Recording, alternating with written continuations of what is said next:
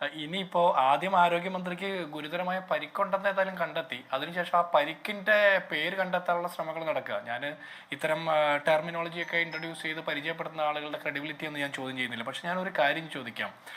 എന്തായാലും നമ്മുടെ മുമ്പിൽ എം ഷംസീർ സ്പീക്കറും എം വി ഗോവിന്ദൻ പാർട്ടിയുടെ CPM സംസ്ഥാന സെക്രട്ടറിയും എം വി ജയരാജൻ അവിടുത്തെ മുതിർന്ന നേതാവ് മുഖ്യമന്ത്രിയുടെ മുഖ്യമന്ത്രിയുടെ രാഷ്ട്രീയ ഉപദേശകനും മറ്റെന്തൊക്കെയാണ് ഇപ്പോൾ അദ്ദേഹം മുഖ്യമന്ത്രി അടക്കം കേരളത്തിലെ സകല CPM നേതാക്കന്മാരും പറഞ്ഞതുപോലെ KSUക്കാർ ഈ ആരോഗ്യമന്ത്രിയെ ആക്രമിക്കുന്ന ദൃശ്യം ഇതുവരെ അവർക്ക് പുറത്തുവിടാൻ പറ്റിയിട്ടില്ല. അങ്ങനെ ഒരു സംഭവമില്ല. ഇനി ഈ പറഞ്ഞ പോലെ വിപ്ലാഷ് ഇഞ്ചുറി എന്താണോ ആ പേര്, അതുപോലെയുള്ള ഇഞ്ചുറി ആണെങ്കിൽ പെട്ടെന്ന് ഇപ്പോൾ വെട്ടിത്തിരിഞ്ഞതാണെങ്കിൽ ചിലപ്പോൾ സംഭവിക്കാം. മുദ്രാവാക്യം കേൾക്കുമ്പോൾ ആരടാ വാടാന്നൊക്കെ വെല്ലുവിളിക്കുന്ന ആളുകൾ ചിലപ്പോൾ മുദ്രാവാക്യം കേട്ടപ്പോൾ പെട്ടെന്ന് ഞെട്ടിത്തിരിഞ്ഞ് സംഭവിച്ചതായിരിക്കാം. ഇനി അതിനപ്പുറത്ത് പിടിവലിക്കിടയിൽ ഉണ്ടായതാണെങ്കിൽ ആരോഗ്യമന്ത്രിയുടെ ചുറ്റും നിന്നതും അവരുടെ പിടിവലി നടത്തിയതും അവരുമായിട്ട് തർക്കത്തിൽ ഏർപ്പെട്ടതും ഒക്കെ പോലീസ് ഉദ്യോഗസ്ഥരാണ്. ആരോഗ്യമന്ത്രിയുടെ കഴുത്ത് പിടിച്ച് ഞെരിച്ച പോലീസ് ഉദ്യോഗസ്ഥർക്കെതിരെ നടപടിയെടുക്കണം. പക്ഷെ മുൻകാല അനുഭവങ്ങളിൽ പലപ്പോഴും എനിക്ക് തോന്നുന്നു ഷുക്കൂർ വധക്കേസിലായിരുന്നു എന്ന് തോന്നുന്നു, P. ജയരാജനും ബോധക്കേട് വന്നിട്ട് ആംബുലൻസിലായിരുന്നു പിന്നെ കുറേ കാലം യാത്ര, അല്ലേ? അതുപോലെ തന്നെ ശബരിമല സ്വർണ്ണക്കൊള്ളയുമായി ബന്ധപ്പെട്ട അന്വേഷണം വന്നപ്പോൾ അറസ്റ്റ് ചെയ്യപ്പെടാതിരിക്കാൻ വേണ്ടിയിട്ട് ഒരു ശങ്കർദാസ് പിന്നെ ഹോസ്പിറ്റലിലായിരുന്നു കുറച്ചു കാലം. അപ്പോൾ അങ്ങനെ കുറേ പേർക്ക് ഇങ്ങനെ വരും. അപ്പോൾ ഇവരുടെ വേദനയൊന്നും അളക്കാൻ പറ്റുന്ന മെഷീനൊന്നും നമുക്കില്ല, നമുക്കറിയില്ല. അവർ പറയുന്ന സത്യമാകട്ടെ, അവർക്ക് വേണ്ടത്ര ചികിത്സ കിട്ടട്ടെ. പക്ഷെ ഞാൻ ചോദിക്കട്ടെ, ഈ വിപ്ലാഷ് ഇഞ്ചുറി, താങ്കൾ പറഞ്ഞ വാക്ക് എനിക്ക് ഇപ്പോഴും കിട്ടുന്നില്ല. ഈ ഇഞ്ചുറി MRI സ്കാൻ നടത്തി മെഡിക്കൽ ബുള്ളറ്റിനിൽ ഗുരുതരമായിട്ടുള്ള സംഭവമാണ് എന്നൊക്കെ പറഞ്ഞു. പക്ഷെ പരിക്ക് എന്താണെന്ന് കണ്ടെത്താൻ പറ്റുന്നില്ല, എങ്ങനെയാണ് പരിക്ക് പറ്റിയെന്നും കണ്ടെത്താൻ പറ്റില്ല. പക്ഷെ ഇത്രയും ഗുരുതരമായിട്ടുള്ള, യാത്ര ചെയ്യാൻ പാടില്ലാത്ത ഇത്രയും ഗുരുതരമായിട്ടുള്ള ICUവിൽ കിടക്കേണ്ട രോഗി എന്ന് മെഡിക്കൽ ബുള്ളറ്റിൻ നിരന്തരം ഇറക്കിക്കൊണ്ടിരുന്ന മന്ത്രി എന്തുകൊണ്ടാണ് ഇന്ന് വെളുപ്പിന് 4 മണിക്ക് അവിടുന്ന് ഇന്നോവ കാറിൽ 100-500 കിലോമീറ്റർ തെക്കോട്ട് യാത്ര ചെയ്തത്? എന്തുകൊണ്ടാണ്? ഒരു എയർ ആംബുലൻസ് ഉപയോഗിക്കണ്ടേ? ഇവരെ കിടത്തിക്കൊണ്ടുപോകണ്ടേ?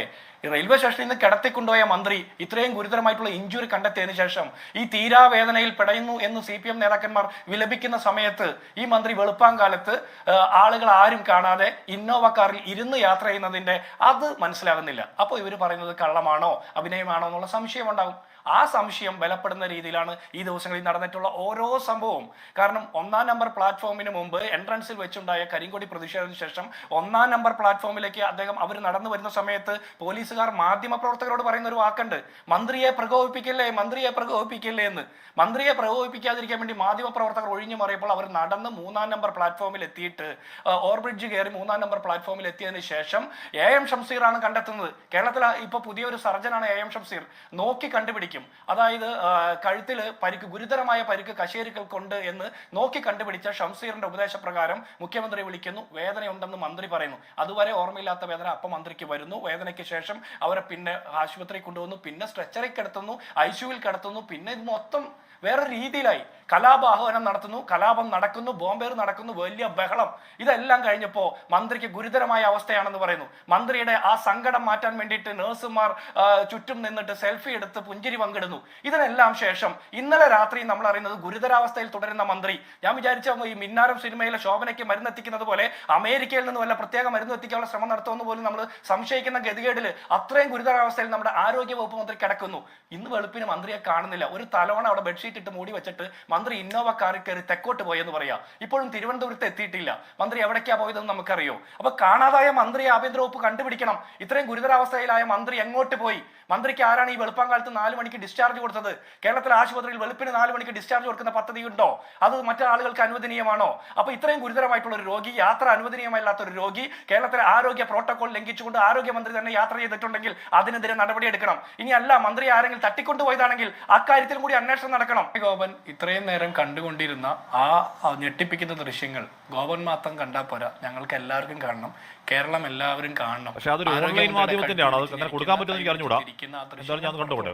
ബ്രേക്കിൽ അതൊരു ഓൺലൈൻ മാധ്യമത്തിന്റെ ആണ്, ഓൺലൈൻ മാധ്യമത്തിന്റെ ദൃശ്യങ്ങൾ എന്ന് പറഞ്ഞാൽ ഓൺലൈൻ മാധ്യമം CPM അവതാരം പറഞ്ഞുകൊണ്ടിരിക്കുന്ന ദൃശ്യം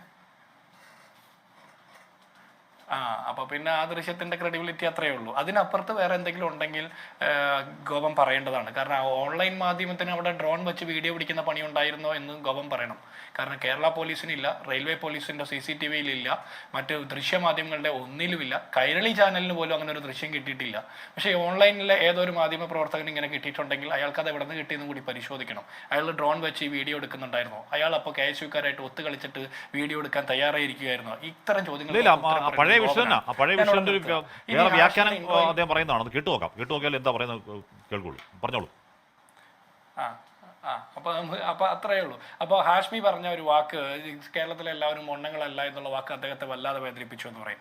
ഞാൻ ഗോപനോട് ഒരു കാര്യം ചോദിക്കാം. നിങ്ങളുടെ മന്ത്രിയുടെ കഴുത്ത് പിടിച്ച് ഞെരിച്ചു, ഗുരുതര പരിക്കുണ്ടെന്ന് ഷംസീർ പറയുന്നു, മുഖ്യമന്ത്രി ഞെട്ടൽ രേഖപ്പെടുത്തുന്നു, ഗോവിന്ദമാഷ് വിങ്ങിപ്പൊട്ടുന്നു. ഇതൊക്കെ നടന്നതിന് ശേഷം CPIയുടെ ഏതെങ്കിലും ഉത്തരവാദിത്തപ്പെട്ട നേതാക്കന്മാർ അക്കാര്യം ഏറ്റുപിടിച്ചിട്ടുണ്ടോ?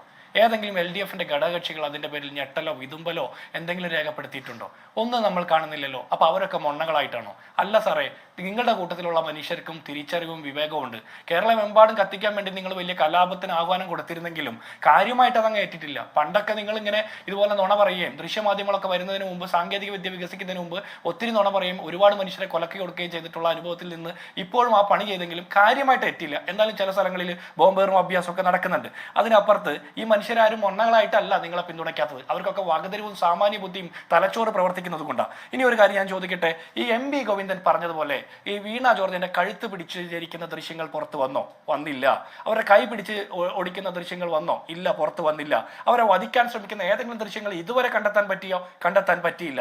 അപ്പൊ ഈ പറഞ്ഞതെല്ലാം കള്ളമാണെന്ന് ഇപ്പോൾ കിട്ടിയിരിക്കുന്ന വിവരങ്ങളുടെ അടിസ്ഥാനത്തിൽ നമ്മൾ വിശ്വസിക്കണം. കാരണം എന്ത് കള്ളം പറയാനും യാതൊരു മടിയുമില്ലാത്ത ആളുകളാണ് CPM നേതാക്കന്മാരെന്ന് ചരിത്രം നമ്മുടെ മുമ്പിൽ വിവരങ്ങൾ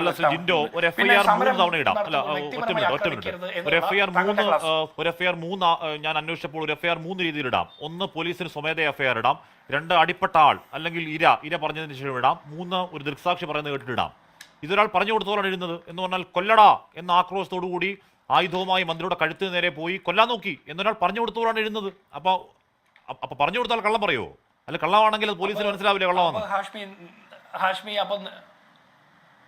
ഹാഷ്മി, അപ്പം നിങ്ങൾ പറഞ്ഞു കൊടുത്തവൻ പെരുങ്കള്ളനാണെന്ന് ഞാൻ ഉറപ്പിച്ചു പറയുന്നു. കാരണം നിങ്ങൾ ഉൾപ്പെടെയുള്ള ദൃശ്യമാധ്യമങ്ങളുടെ വിഷ്വലുകളിലൊന്നും മന്ത്രിയെ കൊല്ലട എന്ന് പറയുന്ന ഒരു വാക്ക് ഞാൻ കേട്ടില്ല. അങ്ങനെ പറഞ്ഞെങ്കിൽ ആ KSUക്കാരെ പുറത്താക്കുകയും ചെയ്യണം, അവരെ പിടിച്ച് അകത്തിടണം. ഒരു കാലത്ത് അവർ പുറത്തു വരാൻ പാടില്ല. കേരളത്തിലെ ആരോഗ്യ വകുപ്പ് മന്ത്രിയെ എന്ത് കുഴപ്പത്തിന്റെ പേരിലായാലും കൊല്ലട എന്നൊന്നും ആക്രമിക്കാൻ പാടില്ല.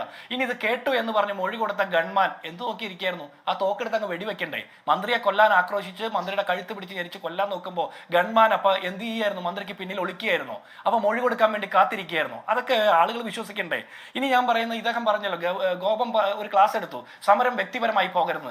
ഉമ്മൻചാണ്ടിയുടെ കാറിന്റെ ചില്ലെറിഞ്ഞ് പൊട്ടിച്ച് നെറ്റിയിലും നെഞ്ചിലും പരിക്കേൽപ്പിച്ചത് വ്യക്തിപരമായി പോയില്ലേ? നിങ്ങൾ സർക്കാരിനെതിരെയല്ലോ, ഉമ്മൻചാണ്ടിയെതിരെ വ്യക്തിക്കെതിരെയല്ലേ കല്ലെറിഞ്ഞത്?